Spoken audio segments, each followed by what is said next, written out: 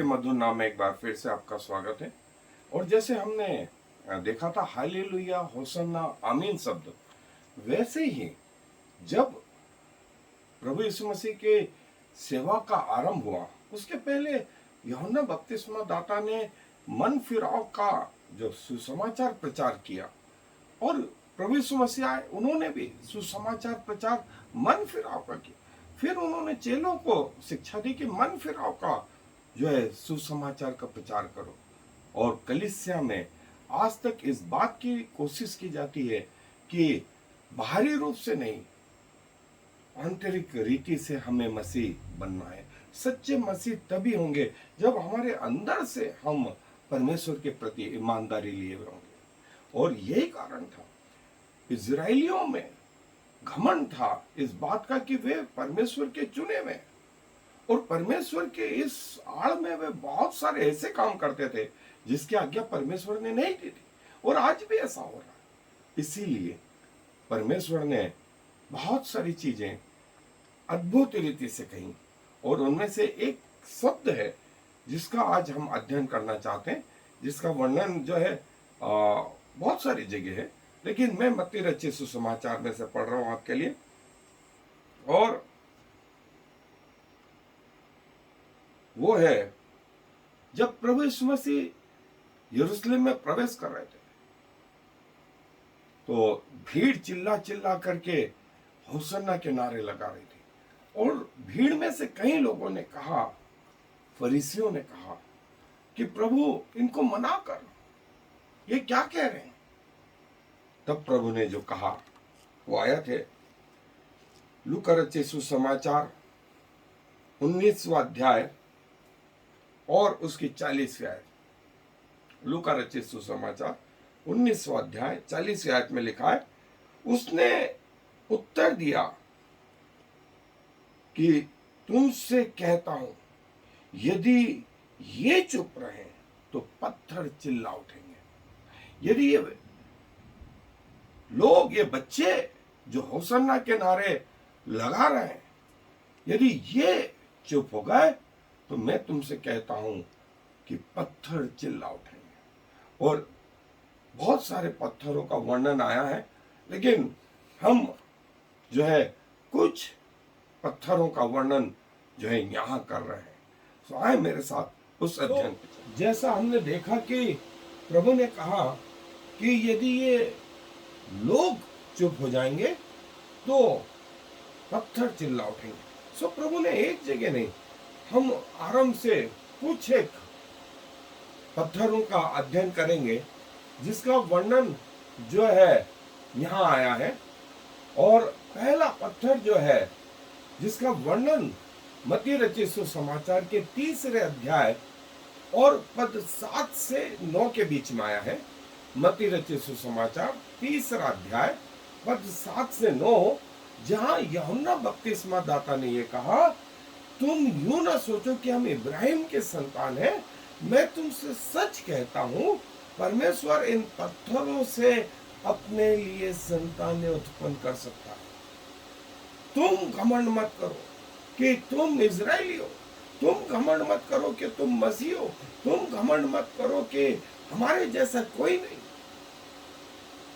परमेश्वर का वचन यह है कि परमेश्वर इन पत्थरों से अपने लिए संतानें उत्पन्न कर सकता है। जैसे यहेजकेल के उस जो है 36वें अध्याय में हम देखते भी हैं, परमेश्वर ने उन हड्डियों में जान समवा दी, मांस चढ़ा, चमड़ी आई, नसें हो गई, उत्पन्न हो गई, और उनमें जान भी आ गई। परमेश्वर की एक बहुत बड़ी सेना खड़ी हो गई। ऐसा परमेश्वर यहेजकेल को बता चुके, और हम सबके लिए एक लेसन है कि जो है परमेश्वर बोलता है, इस बात पे घमंड मत करो कि तुम ही हो। परमेश्वर अपने लिए तो पत्थरों से भी संतानें उत्पन्न कर सकता है। सो दूसरा पत्थर जो है, जब प्रभु की परीक्षा में शैतान ने कहा, तो इन पत्थरों से कह दे कि ये रोटी बन जाए, तो ये रोटी बन जाएंगे। और ये बात सच भी थी। यदि प्रभु चाहते तो उन पत्थरों से कहते और वो रोटी बन भी जाती। लेकिन तब जो है, जैसे आदम ने शैतान की अधीनता स्वीकार कर ली, वैसी अधीनता जो है शैतान प्रभु के ऊपर भी आ जाता। लेकिन प्रभु ने भूखा रहना उचित समझा, बजाय इसके कि शैतान की अधीनता की, जो हमें सिखाता है, जो हमें सिखाता है कि थोड़े समय का कष्ट अच्छा है, पृथ्वी का कष्ट अच्छा है, लेकिन पृथ्वी के कष्ट के कारण हम अपना अनंत जीवन नहीं खोएंगे। और प्रभु ने यही बताया, पत्थरों से रोटी बनने की आज्ञा प्रभु देते तो वो रोटी बन तो जाती, लेकिन जो अधीनता है वो ये हो जाती, शैतान कहता कि मैंने कहा और वो आपने मान लिया। हमें सिखाता है कि पृथ्वी के जीवन की कठिनताओं के कारण हम अपना आत्मिक जीवन किसी से रीति से ना खोएं।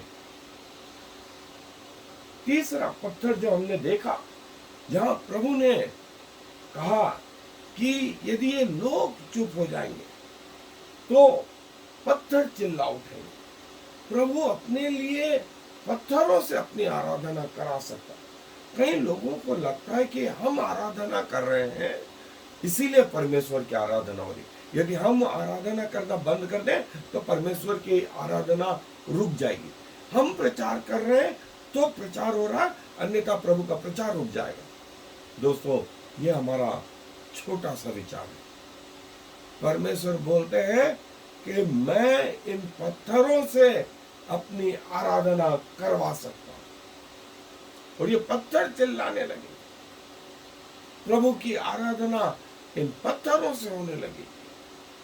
लेकिन हमारा क्या होगा? हमारा क्या होगा? इसलिए यदि प्रभु हमें अपनी आराधना करने देता है तो ये हमारा सौभाग्य है कि वो हमें अपने पास आने देता है, जबकि हमें वो पवित्रता और सिद्धता नहीं है। उसके बावजूद वो हमें अपना पवित्र नाम लेने देता है। सो बड़े डर के साथ में, बड़े सौभाग्य के साथ में थरथराते हुए प्रभु के पास आए और प्रभु से कहें कि मेरा जीवन ही आपकी आराधना है। जब तक रहे हम प्रभु की आराधना करते रहें, न कि इस बात में घमंड करें कि हम आराधना कर रहे हैं तो प्रभु की आराधना हो रही है, हम प्रचार कर रहे हैं तो प्रभु का प्रचार हो रहा है, हम ऐसा कर रहे हैं तो ऐसा हो रहा है, प्रभु का काम हो रहा है। और यदि हम सब बंद कर दें तो प्रभु का काम बंद हो जाएगा। हो सकता है थोड़े दिन तक ये हो भी जाए, लेकिन परमेश्वर अपने लिए पत्थरों से अपने काम करवा सकते। चौथा पत्थर जो है, जो यहोशू की पुस्तक में, और यहोशू ने वो पत्थर खड़े करे जब वे लाल समुद्र पार हो गए, वे यर्दन पार हो गए। और वहां उसने कहा, ये पत्थर तुम्हारे और मेरे बीच में साक्षी रहेंगे, ये पत्थर साक्षी रहेंगे, ये चिल्लाएंगे अंत के दिनों में कि जो है तुमने और परमेश्वर ने वाचा बांधी थी, और जो वाचा है जो हमने बांधी है वो इन पत्थरों ने सुना है, और ये अंत में न्याय के दिन खड़े हो जाएंगे। न सिर्फ ये, वरन याकूब और लाबान ने भी यही वाचा बांधी, इज़हाक ने यही वाचा बांधी।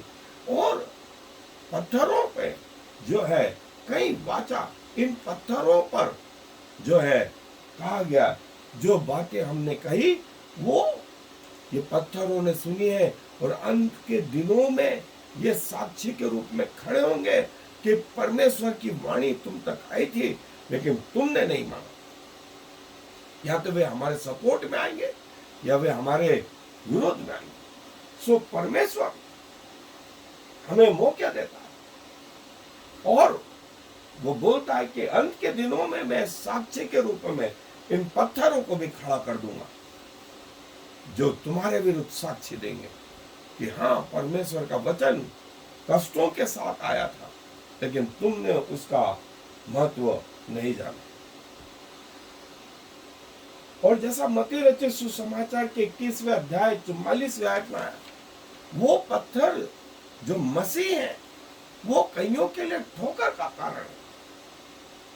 और प्रभु ने कहा जो इस पत्थर पे गिरेगा वो उसका नुकसान होगा, और कोई इस पत्थर पे गिरे तो भी उसका नुकसान होगा।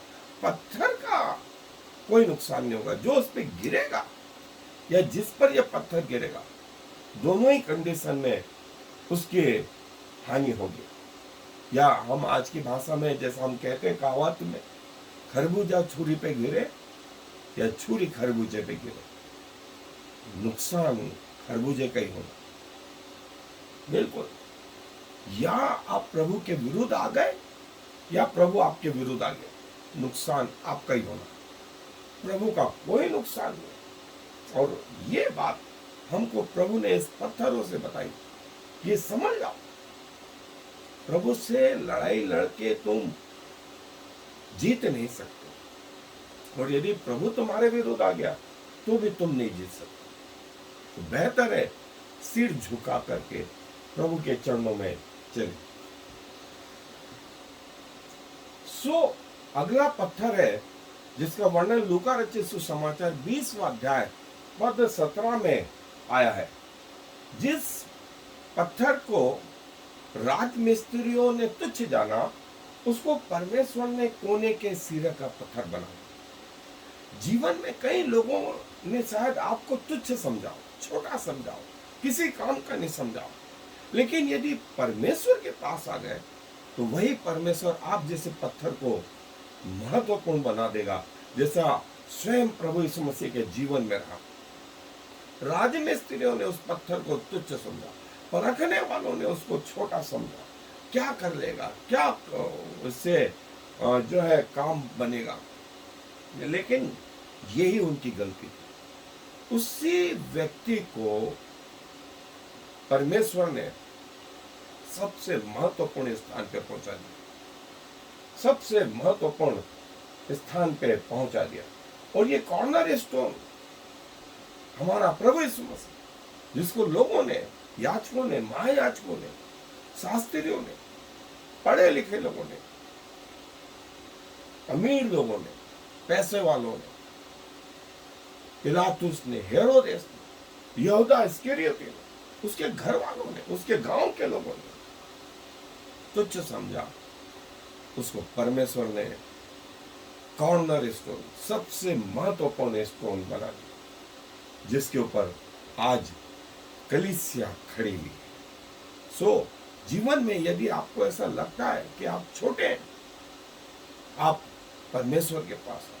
परमेश्वर पत्थर को पारस बना देते, पत्थर को पारस बना देते, पत्थर से हीरा बना देते। आप वो पत्थर हो सकते हैं। यदि अभी तक अपना जीवन प्रभु को नहीं दिया है, आए प्रभु के पास, तो प्रभु आपको ग्रहण करेगा। और जैसा मत्ती रचित सुसमाचार के 24वें अध्याय में आया, दूसरी आयत में, कि लोग प्रभु को ये भवन दिखाने लगे कि देख प्रभु कैसा बड़ा भवन, कैसे बड़े बड़े पत्थर। प्रभु ने कहा यहाँ वो समय आएगा कि पत्थर पर पत्थर भी न छूटेगा जो ढाया न जाएगा। ये समय था जब प्रभु बता रहे हैं कि इस पृथ्वी का अंत होगा, होगा। ये पत्थर पर पत्थर जो है, ये जो आज जमे हैं, ये सब बिखर जाएंगे, ऐसा अंत होगा। और प्रभु ने अपने बारे में, अपने द्वितीय आगमन के बारे में मत्ती रचित सुसमाचार 24वां अध्याय 25वां अध्याय पूरा प्रकाशित वाक्य और कई जगह ये बताया, कई जगह बताया। इस पत्थर के द्वारा प्रभु ये बताना मांगते थे कि जो है, जैसे मैंने कहा है आकाश और पृथ्वी टल जाए तो टल जाए, लेकिन जो मैंने कहा उसकी एक मात्रा या एक बिंदु भी बिना पूरा हुए न टलेगी। प्रभु ने ये कहा कि मेरा आगमन और इस पृथ्वी का अंत जो है 100% हो है, 100%, उसमें कोई शंका नहीं कि पृथ्वी का न्याय होगा, पृथ्वी का अंत होगा। तैयार रहे, इस बात के लिए कि हम सबको न्याय सिंहासन के सामने एक दिन खड़ा होना पड़ेगा, चाहे हम माने या ना माने, लेकिन खड़ा तो होना ही है। कई लोग नरक के लिए तो कई लोग स्वर्ग के लिए खड़े रहेंगे। तो इससे बेहतर है कि वो समय आए, प्रभु कहे कि तुम कौन हो, मैं नहीं पहचानता। बेहतर है वो ये कहे कि हे मेरे छोटे और धन्य दास, तो पृथ्वी के जीवन में, तो थोड़े से जीवन में जो है विश्वास योग्य रहा, मैं तुझे अनंत काल का जीवन दूंगा। और जैसा प्रकाशित वाक्य में उसके दूसरे अध्याय पद 17 में भी आया है कि जो जय पाए मैं उसे एक श्वेत पत्थर दूंगा जिस पर उसका नाम लिखा होगा, पाने वाले का नाम लिखा होगा, जिसको वो व्यक्ति के अलावा कोई और नहीं पढ़ सकेगा। ये एक रहस्य जो प्रभु ने कहा, मैं स्वर्ग में उसको ऐसा पत्थर दूंगा, श्वेत पत्थर दूंगा जिस पर उसका नया नाम लिखा होगा, जिसको पाने वाले के अलावा कोई और जान नहीं सकेगा। और परमेश्वर आपको स्वर्ग में उस नाम से पुकारेगा। पृथ्वी पे आपके नाम कुछ भी हो, कईयों के नाम तो शैतान सिंह है, लेकिन यदि उन्होंने प्रभु को पाया तो ये शैतान सिंह शायद पृथ्वी के लोगों ने आपका नाम रख दिया, लेकिन प्रभु की ओर से एक नया नाम मिलेगा। और प्रभु ने अपने वचन में 19वें अध्याय, 20वें अध्याय, 21वें अध्याय प्रकाशित वाक्य में लिखा है कि वहां जो परमेश्वर का भवन है उसकी नेवें बहुमूल्य पत्थरों से, और एक एक फाटक एक एक मोती जैसे, एक एक मोती का बना ये वो पत्थर। सो दोस्तों, हमको लगता है पत्थर कुछ भी नहीं, एक निर्जीव चीज है, क्या बोलेगी, क्या देखेगी, क्या सुनेगी, लेकिन बाइबल बताती है कि परमेश्वर अपने काम ऐसे पत्थरों से, ऐसी निर्जीव चीज से भी करा सकता, ऐसी निर्जीव चीज से भी करा सकता। सो यदि आज वो हमारा उपयोग करता है तो ये हमारा सौभाग्य है। सो क्यों ना हम परमेश्वर के पास चलें और अपने जीवन को समर्पित करें, क्योंकि हमें मालूम है हमसे अच्छे लोग इस दुनिया में, हमसे टैलेंटेड लोग इस दुनिया में, लेकिन उन तमाम ऑप्शनों के बावजूद परमेश्वर हमें ग्रहण करता, हमें अपनी उपासना, अपनी आराधना करने देता, अपने पास आने देता।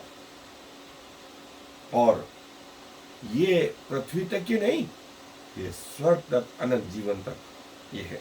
सो आए दुआ में अपने स्वरों को जी धन्यवाद देते हैं इस बात के लिए कि पृथ्वी पर हम जैसे अयोग्य और जो है मनुष्यों का उपयोग आपने अपनी महिमा के लिए किया, जबकि आपके सामने हजारों ऑप्शन थे, लेकिन आपने हमें नहीं छोड़ा।